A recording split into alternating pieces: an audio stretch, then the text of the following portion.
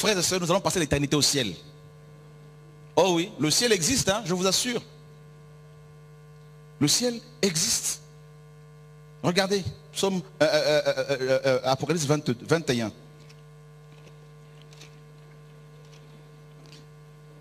Est-ce qu'il y a des pasteurs ici qui travaillent en Suisse?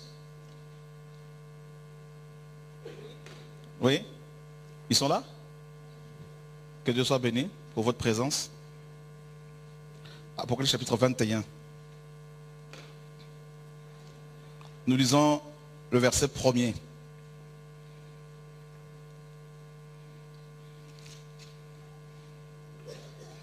Puis je vis un nouveau ciel et une nouvelle terre, car le premier ciel et la première terre avaient disparu, et la mer n'était plus.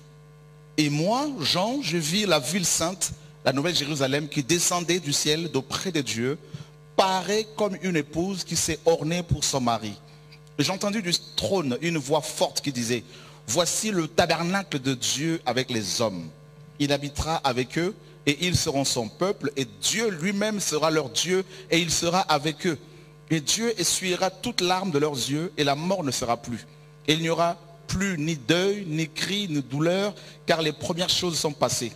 Et celui qui était assis sur le trône dit, est-ce qu'on peut lire tous ensemble la suite? Voici, je fais toutes choses nouvelles. Puis il me dit, écris, car ces paroles sont véritables et certaines. Il me dit aussi,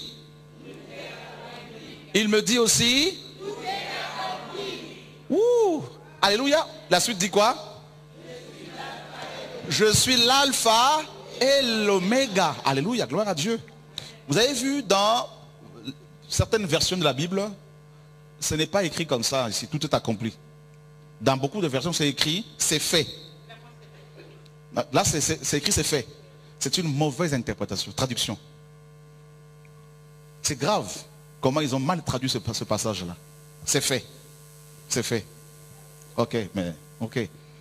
En fait, le grec ici dit littéralement, tout est accompli.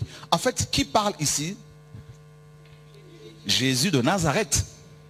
Et il a dit la même parole dans Jean 19, 30. Après sa mort, donc une fois qu'il était crucifié, bien sûr, avant de rendre l'âme, Yeshua va déclarer, libérer une parole puissante. Tout.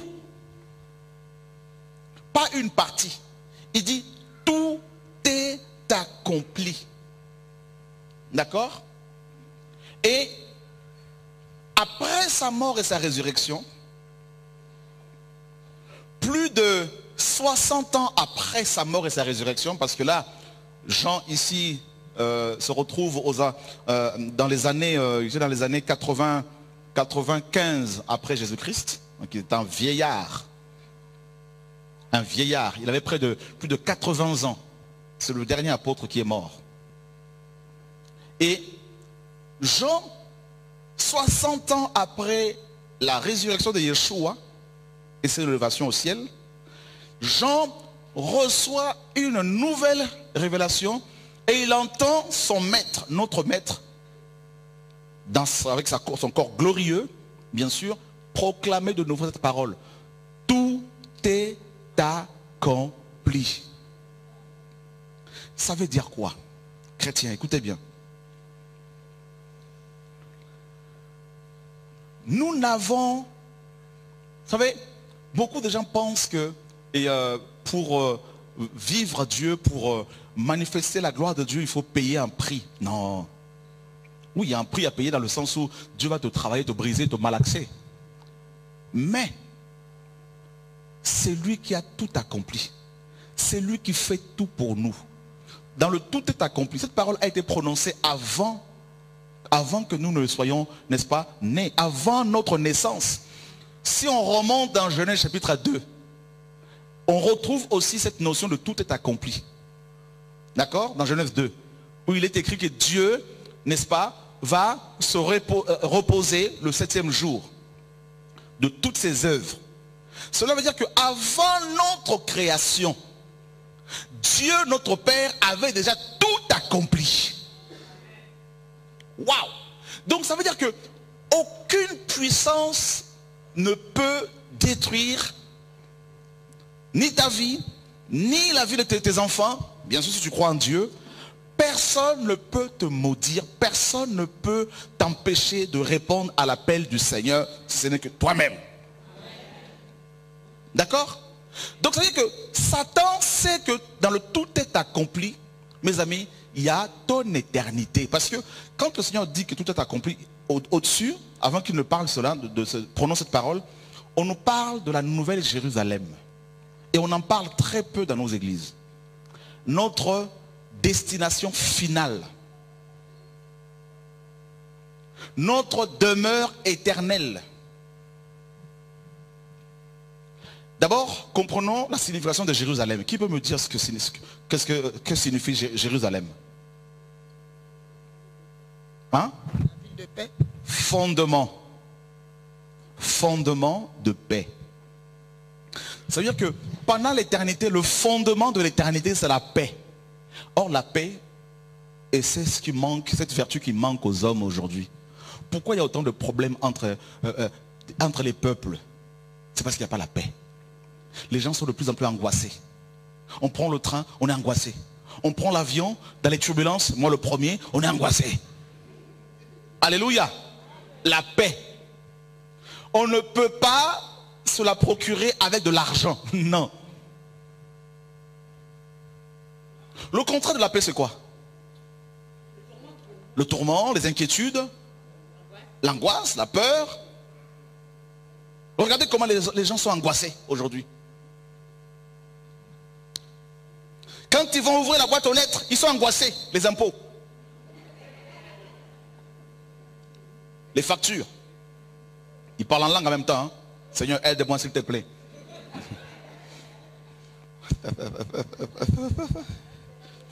Alléluia. Une petite nouvelle. Oh Seigneur, oh Seigneur, oh Seigneur, oh Seigneur, s'il te plaît, Seigneur. La paix. Quand il y a eu les attentats à Paris, là, mes amis, là, tout le monde était secoué. Hein? Mais les vrais chrétiens étaient en prière. Mais je vous assure, c'est pas évident. Hein? Manquer la paix, c'est quelque chose. Hein? Le manque de paix. Le tourment. La souffrance. Le doute. La peur. J'envoie cette ville, la nouvelle Jérusalem. Mes amis, j'ai eu la grâce de la part du Seigneur de visiter cette ville. Oui, ça existe. Je ne suis pas un illuminé. Un jour, en prière, on m'a transporté. Donc j'étais allongé, on m'a transporté. Un ange est venu me prendre. Il m'amène au ciel. Et j'étais là avec lui en train de me balader dans les rues, les grandes avenues de cette ville nouvelle. Mais elle n'est pas encore habitée, attention. Il y avait une paix, c'est une paix indescriptible, une paix qu'on ne trouve nulle part sur terre. Des maisons qu'on ne voit pas sur terre. Et l'ange qui me faisait visiter cette ville me parlait comme un homme parlait à son copain. Et il me disait, tu vois, la paix qu'il y a ici, il faut la manifester, il faut la témoigner, il faut l'expérimenter, il faut la partager avec les habitants de la terre. Yeshua a dit, je m'en vais dans Jean 14, vous préparez une place. Il y a plusieurs demeures. Il a dit, il y a plusieurs demeures. Pas une seule demeure, plusieurs. Dans la maison de mon Père, ô chrétien, nous passerons l'éternité dans la maison du Père. Vous vous rendez compte? Le Créateur, ton Dieu, tu le verras face à face. Tu verras la couleur de ses yeux. Tu vas pouvoir toucher ses cheveux. Oui, ma soeur. Oui, c'est Jésus, mais on en arrive, il n'y a pas de souci. Vous allez poser des questions. Tout ça. Le Créateur, c'est Jésus, bien sûr.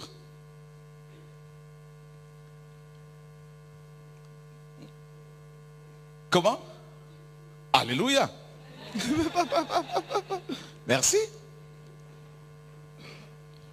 Frères et sœurs, je ne voulais pas quitter cette ville.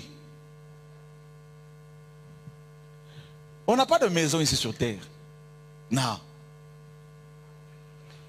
Un jour, le Seigneur m'a enlevé, aussi un autre jour, il m'a montré, j'étais devant une grande étendue, c'est un jardin immense. Immense. Ça pouvait prendre toute l'Europe. Des montagnes, des collines, de la verdure, c'était une beauté indescriptible. Et j'ai senti à ma gauche qu'il y avait quelqu'un qui me regardait. J'étais là comme un enfant, je regardais, j'étais émerveillé. Et je vois Yeshua qui était là. Il me dit, tout ça, tu vois, tout ça c'est à toi. Nous avons des demeures là-haut. Et j'en vois cette ville qui descend auprès de Dieu. Dans Hébreux 11, on nous dit que les hommes et les femmes qui ont expérimenté la foi d'Abraham avaient les yeux fixés sur cette demeure. Et on nous dit que Abraham attendait la cité qui a des fondements solides, celle dont Dieu est l'architecte et le constructeur. Et la parole nous dit que si ces hommes et ces femmes avaient leur pays en vue, ils auraient eu le temps d'y retourner. Vous savez pourquoi beaucoup de chrétiens ne restent pas dans la sanctification? Pourquoi beaucoup ne veulent plus, n'ont plus l'amour pour le Seigneur? C'est parce qu'ils n'ont plus dans leur vision la nouvelle Jérusalem, où ils ne l'ont jamais eu. C'est pour cela que quand ils sont devant la beauté de ce monde, les choses de ce monde, ils tombent facilement. Donc, ils ne peuvent pas faire une comparaison du ciel et de la terre parce qu'ils n'ont pas encore expérimenté les choses d'en haut. Je ne dis pas qu'il faut absolument avoir une vision comme ça là, mais priez que Dieu vous révèle dans votre cœur ce que c'est le ciel. Être chrétien, c'est quoi? Être chrétien, c'est d'abord expérimenter le ciel. Expérimenter dans le quotidien le royaume de Dieu. Si, mes amis, je n'avais pas expérimenté l'amour du Père, certaines choses, je n'allais pas, non, je ne tiendrai pas. Face à la persécution, tu baisses les bras. Face à l'argent, tu baisses les bras. Face aux femmes, tu baisses les bras. Tu tombes dans la dépression, puis tu arrêtes. Ce qui a fait que Paul a tenu, Paul, Pierre, Jacques et Jean, c'est parce qu'ils ont vu des choses dans leur cœur d'abord. Paul dit, à cause de l'amour de Christ, j'ai considéré toutes choses comme de la boue. Waouh! La nouvelle Jérusalem, frère. La Bible dit que cette ville, le Seigneur a dit, je m'en vais vous préparer une place. Il y a plusieurs demeures. Chaque chrétien a une demeure au ciel. Chaque chrétien. Quand Yeshua est monté au ciel, il est d'abord parti dans le Saint de Saints. Il a déversé son sang. Il a obtenu la rédemption éternelle pour nous, le salut. Il a obtenu l'Esprit de Dieu pour le déverser sur nous. Mais il ne s'est pas arrêté là. Il avait dit qu'il allait préparer des places pour nous. C'est l'architecte par excellence. Il a commencé maintenant à bâtir cette ville pour toi et pour moi. Alléluia.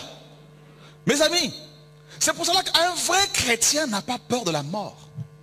Non. Non. Quand mon papa est décédé, je chantais.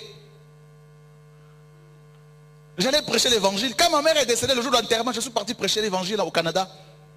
Parce qu'ils étaient chrétiens. Ils nous ont précédés. Vous savez, les premiers chrétiens, quand ils mouraient, tout le monde ne pleurait pas n'importe comment. Et ils l'ont pleuré parce qu'il était mort, quand même, on l'a lapidé. Mais sinon, beaucoup chantaient. Parce que ces hommes et ces femmes précédaient les autres dans le royaume du Père. La nouvelle Jérusalem descend du ciel de près de Dieu et on nous dit que c'est le tabernacle de Dieu avec les hommes. Est-ce que vous vous imaginez, nous habiterons, nous vivrons pendant l'éternité avec le Père. Nous allons vivre pendant l'éternité avec notre Dieu.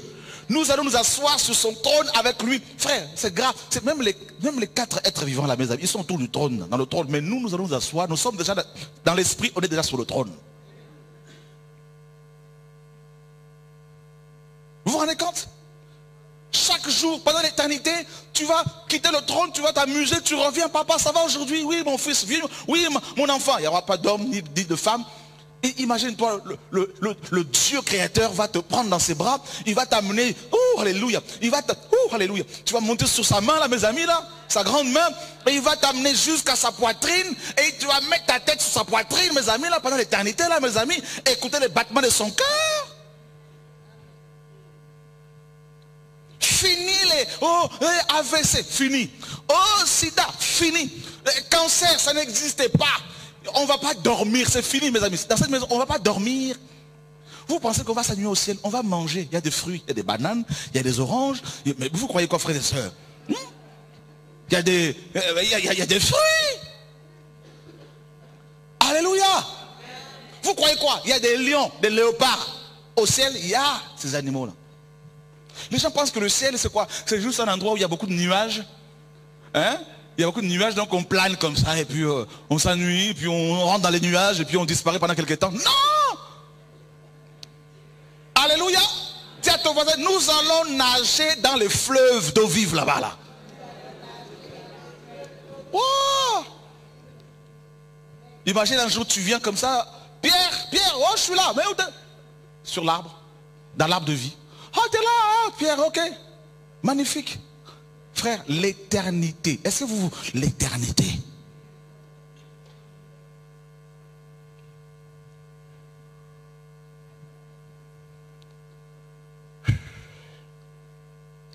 Dans le premier tabernacle, seul le souverain sacrificateur avait le droit d'y entrer. Et encore, il fallait qu'il attende un seul jour par an, le 10 du mois de Sri ou de Tanim, pour y entrer ce jour-là plusieurs fois dans le tabernacle, dans le Saint de Saints. Et encore, quand il y entrait, il fallait l'attacher et il avait une chaîne avec des clochettes. Et quand il travaillait, il faisait ses sacrifices, il y avait tout ce qui était à l'extérieur entendait le bruit. Donc il se disait, il est en mouvement, il est en vie. Et quand il y avait un silence, c'est qu'il était mort. Et il ne fallait pas aller chercher son corps parce que tout le monde, si tu rentrais là pour chercher son corps, tu étais foudroyé. Il fallait tirer la corde. Comme ça là. Olivier, Aaron est cadavéré, il est mort là, Aaron là. Oh, on le sort là. Ça c'est le premier tabernacle. Et le Saint de Saints, c'était le trône, là où il y avait la gloire de Dieu, les chérubins. Il y avait le Saint de Saints, le lieu saint et le parvis. Eh bien, laissez-moi vous dire, frère, la Nouvelle Jérusalem, c'est la même chose. Il y a 3 parties. Il y a le parvis. Le parvis, sous Moïse, tout le monde pouvait y accéder. Les étrangers, les femmes, les non-juifs, pas de problème. Il y avait un parvis dans le temple de Salomon. Il y avait un parvis pour les étrangers. Comme l'eunuque éthiopien dans le temple d'Hérode. Dans Acte 8. Cet eunuque éthiopien qui était un Africain. Quand il allait parce qu'il allait chaque année adorer en Israël. Vous savez où est-ce qu'il adorait le Seigneur? Dans le parvis réservé aux étrangers. Il y avait un parvis pour les étrangers. Les Noirs, les Arabes, les Français, tout ça, là, les Américains. Un parvis pour les femmes. Un parvis pour les Juifs. Ensuite, le lieu saint, où seuls les sacrificateurs, ils travaillaient tous les jours. Tous les jours. Et dans le Saint de Saints, là, il fallait attendre un seul jour, chaque année. Le 10 du 7e mois. Et Dieu ne voulait pas de ça. C'est pour cela qu'il s'est dit, les hommes et les femmes que j'ai créés à mon image, je veux les avoir avec moi dans le Saint de Saints pendant l'éternité. Et la Nouvelle Jérusalem a 3 parties. Donc il y a le parvis. Le parvis, je l'ai vu au ciel aussi. On m'a enlevé au ciel il y a 2 ans et demi. Et j'ai vu des hommes comme vous et moi. C'était un grand jardin. Ils étaient heureux. Ils travaillaient, ils étaient là dans la joie, ils travaillaient dans le bonheur. Et il y avait une femme qui était là aussi. Et l'ange qui était avec moi me dit, cette femme était alcoolique. Elle s'est convertie juste avant de mourir. Et c'est comme le malfaiteur à la croix. Toutes les personnes qui se convertissent avant de mourir, qui n'ont pas fait d'œuvre pour le Seigneur, qui n'ont pas souffert pour le Seigneur, ben ces personnes-là arrivent dans le parvis là-bas. Et ça, c'est leur demeure définitive. D'accord? Donc dans le ciel, hein. Donc après il y a la Nouvelle Jérusalem. Et ensuite il y a le lieu saint. Ça c'est pour ceux qui ont travaillé un peu pour le Seigneur. Et le Saint de Saints, c'est autre chose. Ah oui frère. Alléluia. Mais même en enfer, est-ce que vous savez qu'il y a aussi des niveaux? Même dans Dieu est juste. Il est dit que les morts seront jugés selon leurs œuvres. C'est écrit ou pas? Ben oui. Celui qui a tué 1000 âmes et celui qui a tué 2 âmes, s'ils meurent dans le péché, ils ne vont pas aller au même endroit. En enfer, oui. Près de notre maison, il y en a, celui qui a tué 2 âmes, il va être dans un endroit où il y a peut-être, il y a quand même la souffrance. Mais ce n'est pas comparable à celui qui a tué 10 hein, ou 10 000. C'est ça la justice du Seigneur. Qui sème peu, moissonnera peu. C'est pas moi qui le dis, c'est Dieu qui le dit. Vous semez 3 maïs, vous n'allez pas avoir 10 maïs. Hein. Je veux dire 10 des hectares. Hein. D'accord? Alors le Saint de Saints, frères et sœurs, vous savez, un jour, la mère de Jacques et Jean elle va voir le Seigneur pour dire, Seigneur, oui, Seigneur, oui, oui, qu'est-ce que tu veux? Eh bien, permets que mes 2 fils que voici hein, soient assis, l'un à ta gauche et l'autre à ta droite. Et le Seigneur a dit quoi? Ces places-là sont réservées à certaines personnes. Hein. Donc, vous voyez, mes amis, c'est pour cela, les martyrs, n'allez pas vous faire exploser pour aller trouver les vierges là-bas, ça n'existe pas. Les martyrs comme Étienne, bien sûr, et qui ne sont pas suicidaires. Des hommes comme Paul, des frères et sœurs qui aiment le Seigneur et qui sont persécutés à cause de la vérité. Et qui, malgré la persécution dont ils sont l'objet, malgré le rejet, ils continuent à aimer Dieu, ils continuent à suivre le Seigneur.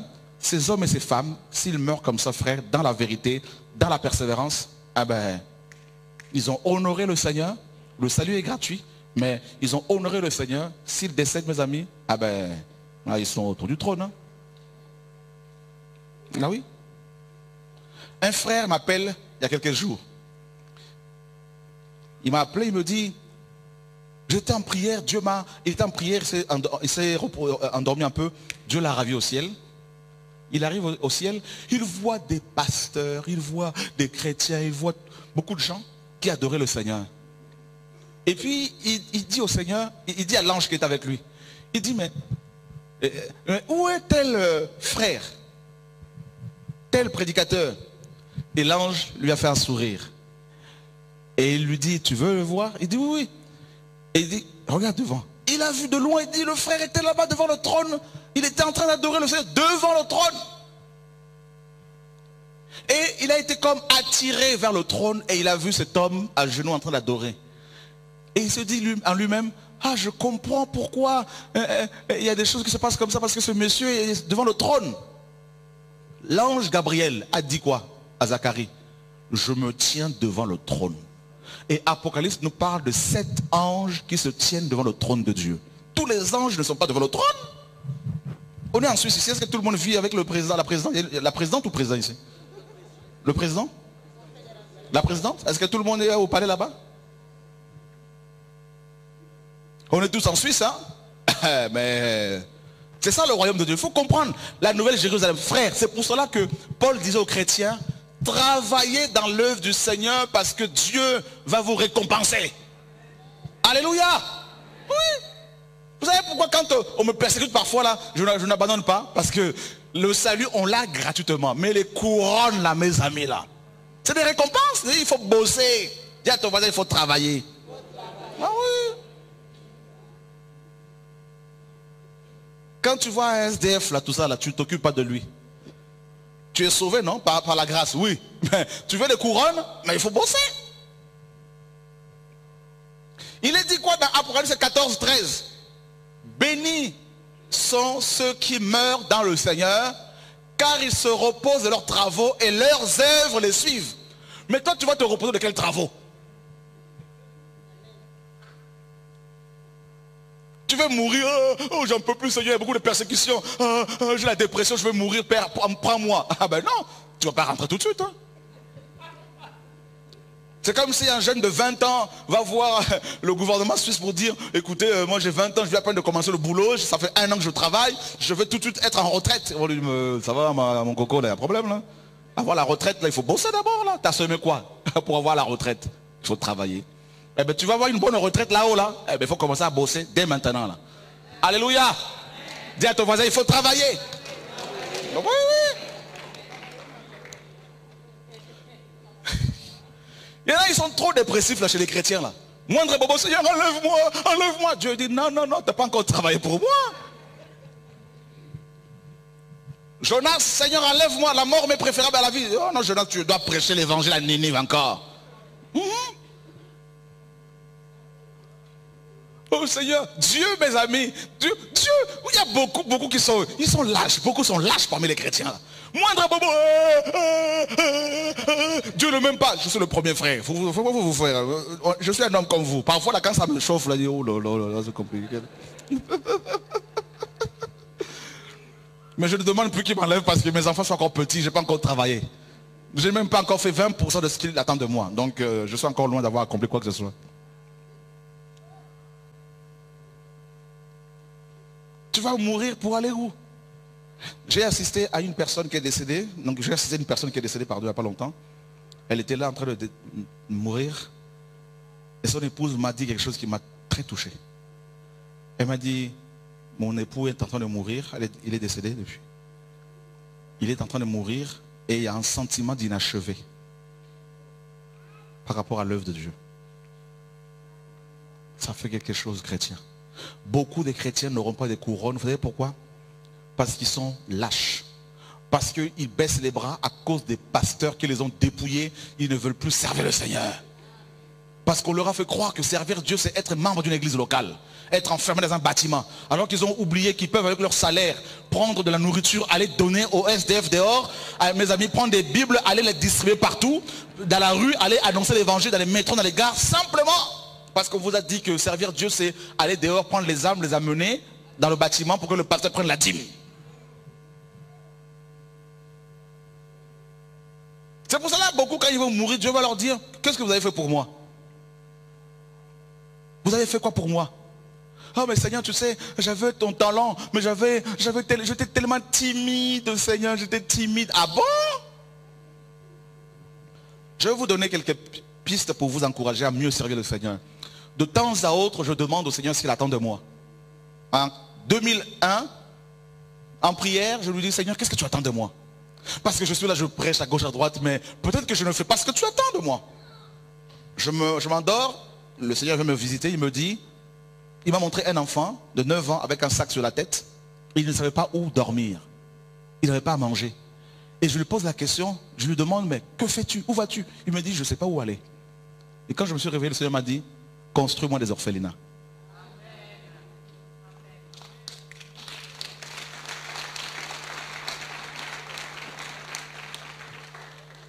On a créé une association, le Pain Quotidien. Un frère m'a donné un véhicule, je l'ai vendu, je suis allé au Congo, on a acheté un terrain, on a construit notre premier orphelinat.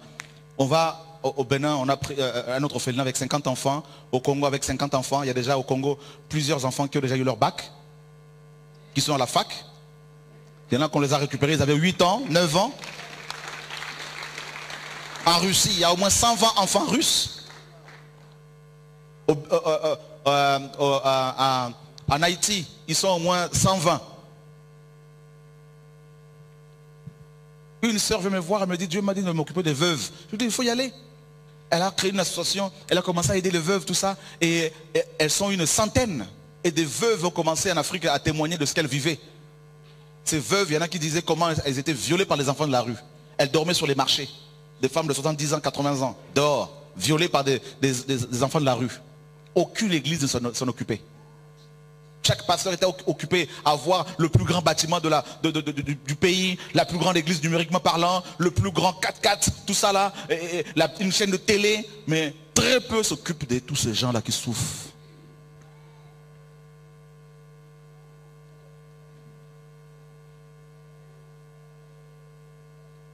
Et aujourd'hui, les frères qui s'occupent de cet orphelinat, de cette association à Paris, nourrissent près de...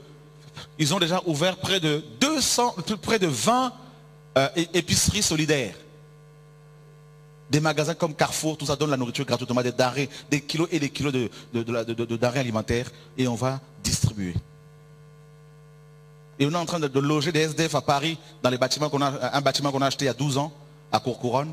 Et même la mairie est très interpellée par le travail que le Seigneur fait avec ces jeunes. Près de 200 familles sont nourries chaque mois. Gratuitement. On leur a dit la nourriture, venez avec vos caddies, faites des courses dans ces épiceries-là. C'est gratuit. Les gens sont gratuits. On dit c'est gratuit. Nous avons reçu gratuitement. Nous donnons gratuitement. Tiens, c'est ça l'évangile.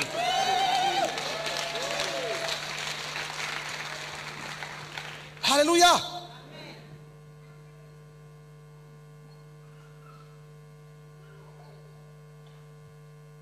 Frères, sœurs, j'ai dit au Seigneur, Seigneur, si c'est pour passer l'éternité loin de toi, au ciel, ça ne m'intéresse pas. Non. C'est vrai qu'on est dans le bonheur éternel, il n'y a pas de souci. Mais moi, je veux être avec mon Père. Je veux voir sa face tout le temps.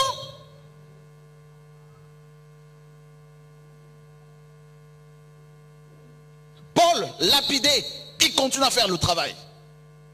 Paul, persécuté, il continue dans l'œuvre. Face à l'adversité, Paul n'a pas baissé les bras. Pierre non plus, Jacques non plus, Jean non plus. Mais ces hommes et ces femmes étaient de la même nature que nous, frères. Nous ne sommes pas obligés de tous mal finir, de tous finir dans le péché. Non. Il nous faut des hommes et des femmes, d'hommes et des femmes dans cette génération qui soient capables de servir Dieu, mes amis, d'être des pionniers. Pour encourager ceux et celles qui veulent proclamer le royaume de Dieu. Parce que, frère, oh alléluia, nous allons passer l'éternité avec le Père. Et là, en 2013, là, je demande au Seigneur encore, en novembre 2013, je pose la question au Seigneur, qu'est-ce que tu attends de moi encore? Je m'endors, le Seigneur vient me visiter, il me dit, fais-moi la révision de la Bible, révise-moi la Bible. Je me réveille, je lui dis, Seigneur, moi, réviser la Bible. Est-ce que tu sais que je n'ai même pas eu mon brevet de 3e à Paris? Seigneur, je pense que tu t'es trompé là. Dans mon cœur, je dis, là, il y a un souci là. Moi? Eh bien frère, à moins d'1 an, eh bien la Bible est sortie. Voilà. Il fallait 86 000 euros. Eh bien, en moins de 8 mois, on a eu plus de 100 000 euros. Et là, en moins de 4 mois, on a encore plus de 63 000 euros pour sortir encore 10 000 autres exemplaires. Vous voyez comment Dieu fait les choses, frères et sœurs? Non, Dieu est trop fort.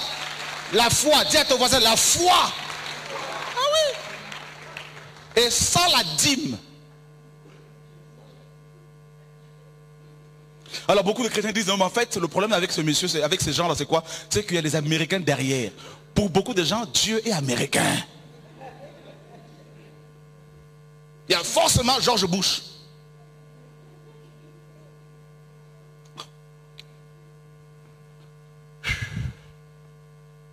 Qui veut servir le Seigneur? Pour se reposer de nos travaux, parce que les œuvres vont nous suivre. Les œuvres vont nous suivre. Nous ne sommes pas sauvés par les œuvres, nous sommes d'accord. Mais il y a des œuvres que Dieu a préparées d'avance pour nous. Je vous dis une chose. Un jour, Dieu m'a fait comprendre quelque chose. Un vrai enfant de Dieu, s'il meurt, s'il craint Dieu, s'il meurt, c'est qu'il a fini sa mission. Donc il ne faut pas pleurer, il faut bénir Dieu. D'accord? Ça veut dire tel que tu es là, si tu crains Dieu, même ton avion, même s'il tombe là, tu seras le seul à sortir indemne. Parce que tu n'as pas fini ta mission. Même si le poisson de Genève t'avale, il va te vomir. Donc arrêtez avec les prophéties là. Non, je vois un démon qui t'attaque, tout ça là. Je vois ta tante, tout ça. Il faut faire attention, il faut faire une offrande. Non, il faut dire non. Je n'ai pas encore achevé la mission, donc je ne mourrai pas. David a dit quoi dans Psaume 118? Je ne mourrai pas, je vivrai. Et je ferai quoi? Tu as raconté quelles œuvres? Tu n'as même pas fait 10%, tu veux déjà mourir. Alléluia. Oh, on m'a dit que ma tante allait me tuer. Non, mais arrêtez avec vos veillées annuelles. Le 31 décembre, les Africains aiment trop ces veillées.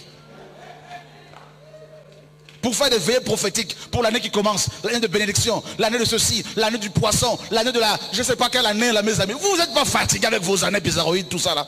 Dis à ton voisin, arrêtez ces choses là.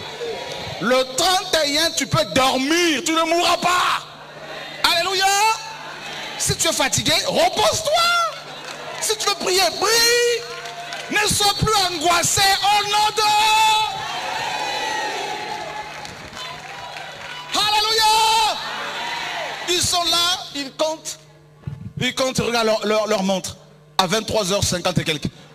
Hein?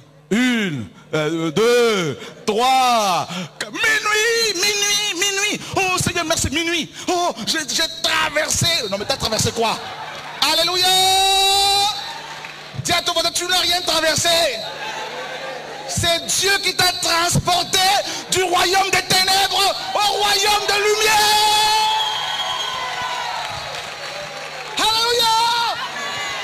Rendez grâce au Père qui nous a rendus capables d'avoir part à l'héritage de saints dans la lumière. Il nous a délivrés de la puissance des ténèbres. Il nous a transportés dans le royaume de son Fils de lumière. Alléluia. Voilà. Moi, le 31 dernier, là, frère, j'ai dormi. J'étais avec ma famille, mes enfants, de la béni sur le Seigneur. Vers 3 heures, peut-être tu te réveilles comme ça, tu pries un peu, tout ça, et puis... Voilà, c'est tout. Action de grâce. On vous prêche ça, là. Amenez vos offrandes d'action de grâce pour glorifier qui? Le pasteur, c'est lui qui vous a protégé. À Paris, un pasteur, là, pour bénir les enfants, il faut un sac de riz.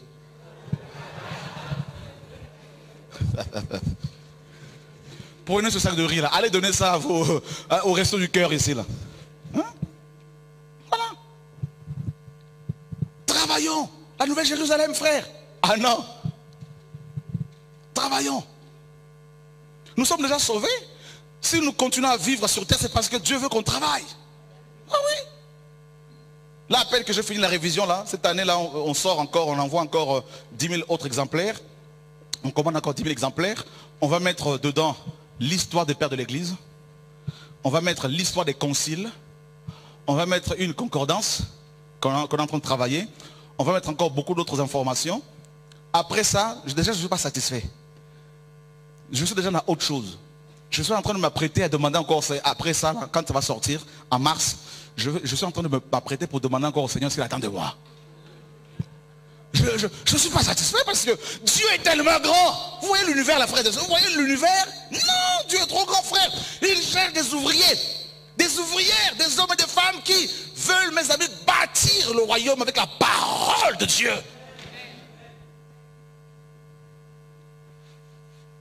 Et le jour de ton enterrement, si le Seigneur ne revient pas, quoi que je pense qu'on va le voir quand même, on verra son retour.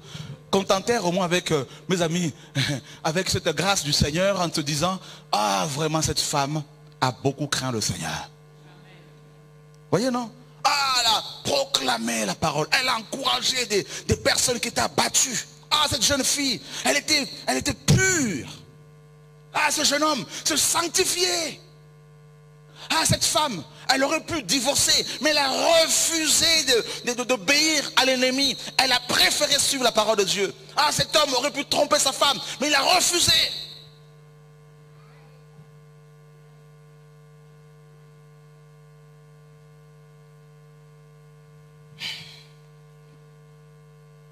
Le tabernacle de Dieu avec les hommes.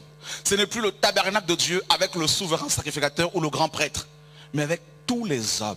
Vous vous rendez compte, mes amis?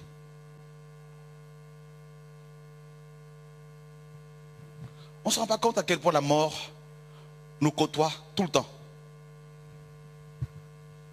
Tout le temps. Mais on était avec hier, ouais, c'est fini.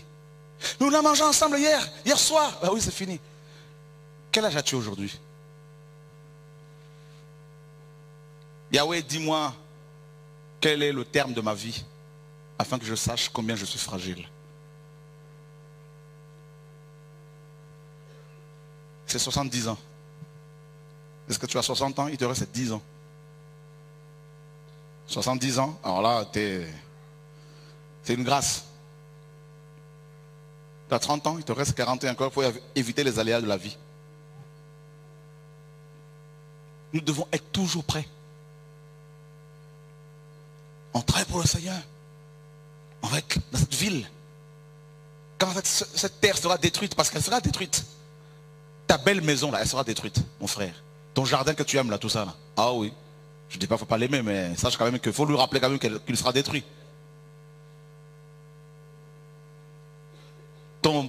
Ta belle Mercedes là, en fumée.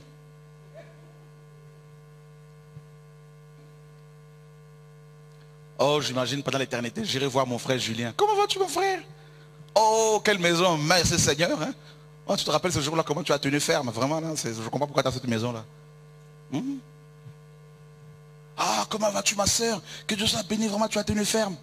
Le jour de l'enlèvement, on va se reconnaître. Hein? Quand on va partir, on va monter. À la 7e trompette là. Seuls les chrétiens qui craignent Dieu qui l'entendront. Oui. On va monter comme ça. Là. On va, nos vêtements là, tout va rester. Imaginons, on va monter comme ça. Oh Julien, attention tu montes. Oh là, telle sœur. Gloire à Dieu, magnifique le Seigneur. Waouh. À la rencontre du Maître. Jésus de Nazareth. Vous savez comment il est beau? Je n'ai jamais vu un homme aussi beau. Son regard, ouh, il m'a fait la cour, il m'a dragué, je me suis laissé draguer parce que mais il parle, mais il est beau. Frère, le tabernacle de Dieu, vous savez c'est qui aussi? C'est Jésus. Jésus est le tabernacle du Père, Jésus-Christ est homme. En lui habite corporellement. Le tabernacle, c'est pas seulement la Nouvelle Jérusalem, mais c'est aussi le corps humain. Vous savez, tel que nous sommes, nous serons dans ce corps-là. On y est physiquement, on sera pendant l'éternité.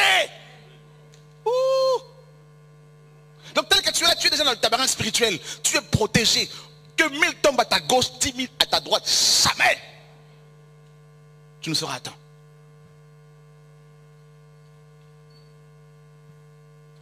On va voir les dents de Jésus, ses dents. On va caresser ses cheveux. Parce que c'est ton chéri. Mais oui, pas dans l'éternité. Tu seras dans ce jardin plein de parfums. Juste toi et lui. D'accord? Il va prendre tes larmes, il va les essuyer comme ça. Là.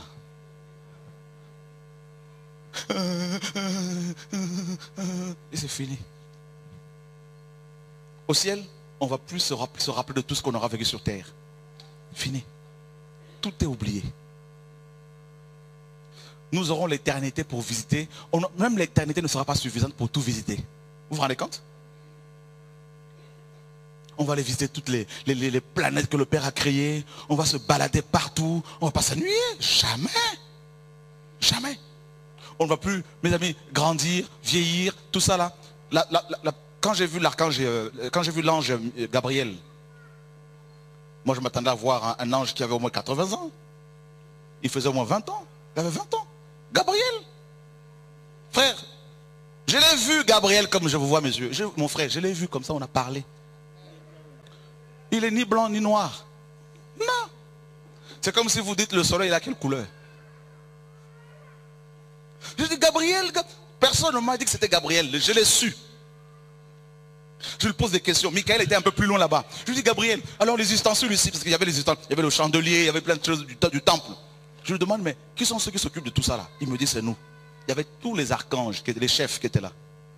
Il y en a qui faisaient 7 mètres. Des gaillards comme les soldats romains, mais énormes. Un seul pied là, c'est ici. Mais vous êtes écrasés. Costaud. Les guerriers. Mais devant Jésus, ils sont à genoux. Oh, alléluia. Jésus, c'est ma star préférée. Quand Jésus se lève au ciel, frère, le Seigneur vous dit, quand il se lève, et il va se lever de plus en plus, mes amis, là, pour vous, là, il va se lever de plus en plus en Suisse, ici, frères et sœurs, au nom de Yeshua. Il va se lever pour toi, au nom de Yeshua. Et une nouvelle onction prophétique qui va t'accompagner pour aller annoncer le retour de Mashiach au nom de Yeshua. Alléluia. Une nouvelle onction sur toi là. Une onction prophétique pour aller allumer le feu du réveil. Oh, alléluia. Il y a quelque chose ici là. Comme un fleuve d'eau vive qui commence à couler en ce lieu. Des jeunes filles complètement remplies de l'onction de Dieu pour aller parler en langue prophétisée, annoncer le retour du Mashiach au nom de Yeshua. Oh, alléluia.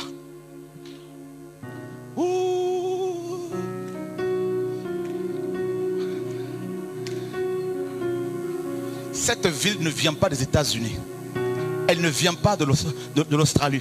Elle ne vient pas de la France. Elle sort du ciel. Notre délivrance sortira du ciel, frères et sœurs. Nous devons lever nos yeux vers le ciel. Je lève les yeux vers les montagnes. D'où me viendra le secours? Le secours me vient de Yahweh qui a fait le ciel de la terre. Alléluia, alléluia, alléluia, alléluia. Pendant des années, nous chrétiens, nous avons, mes amis, nous nous sommes arrêtés sur les hommes. Mais aujourd'hui, nos regards sont vers le ciel. Alléluia. Waouh. Je veux te rassurer, tu ne mourras pas. Jeune homme, toi qui veux vivre Dieu, toi qui veux expérimenter Dieu, jeune fille, ma soeur, mon frère, le Seigneur t'a attiré ici pour te dire qu'il t'a oint pour son œuvre. Il t'a appelé pour aller annoncer l'évangile comme un chauffard. Tu vas sonner le chauffard de plus en plus dans cette nation. Dieu vient briser cette glace. Alléluia, il y a des songes, des visions que Dieu vous a données. Vous le verrez se réaliser au nom de Yeshua. Alléluia, Jesus.